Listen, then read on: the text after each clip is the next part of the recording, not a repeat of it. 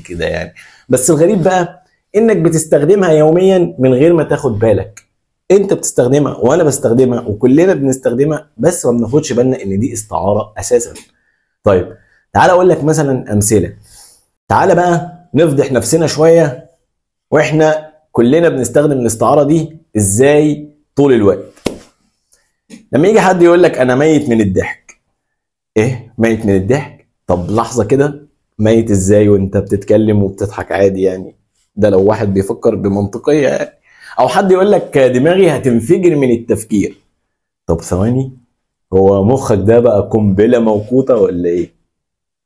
واشهر جملة بقى في العالم، الوقت بيجري. يا الوقت بيجري، اخيرا اخيرا عشت وشفت اللحظة دي ان الوقت بقى عنده رجلين وبيجري. طبعا يعني في ناس بقى بتاخد بقى الليفل اعلى من كده بكتير، يعني بتاخد لمرحلة اكبر.